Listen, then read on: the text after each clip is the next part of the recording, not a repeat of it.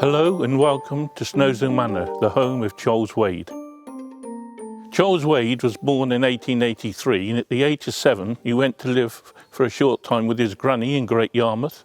After school he qualified as an architect and he's also an artist and a poet. He started his collection at the age of 7 whilst living with granny, and by the age of 36 he needed somewhere more permanent, and this is where he bought Snowshill Manor. It was semi-derelict and he restored it over a 3-year period.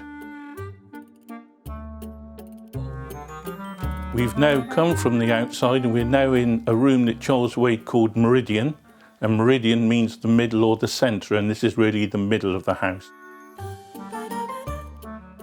During the restoration of the manor, Charles would put things back to where they would have been in the 3 different periods of the manor, but he also incorporated some secret passages, and we are now going to go and see some of those unusual but secret passages.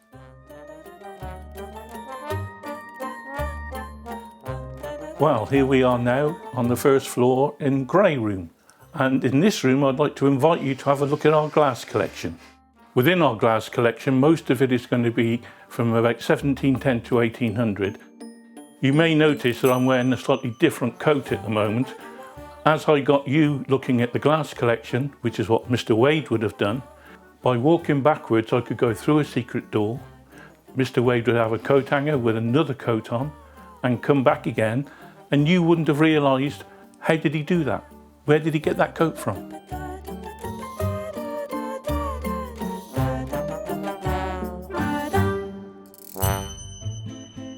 Well, welcome. You're now stood in a room called Dragon, and where I'm standing is a very narrow room called Salamander.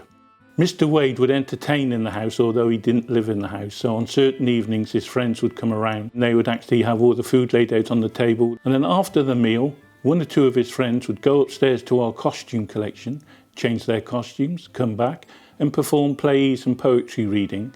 And behind me is one of the secret doors that Mr. Wade put in, so his friends could actually appear from the cellars without actually being seen.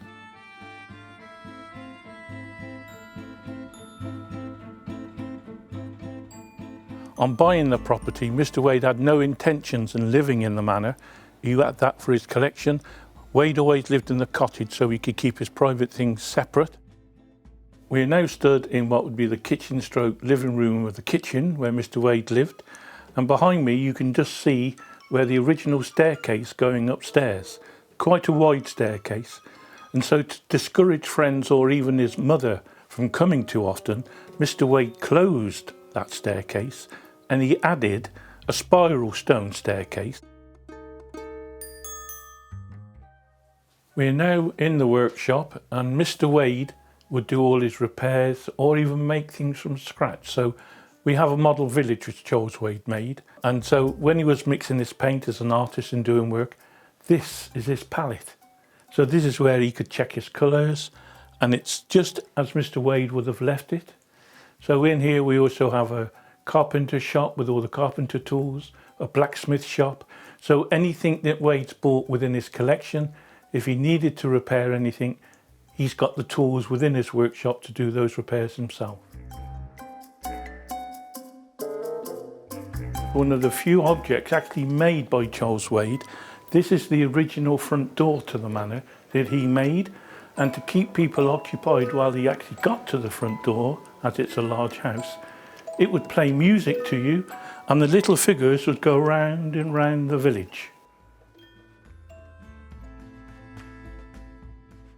I hope you enjoyed your tour around Snowshill and the unusual place that we have here. And without your support, we couldn't continue the work here and at other properties around the country for the National Trust. So on behalf of myself and the rest of the team, a very big thank you.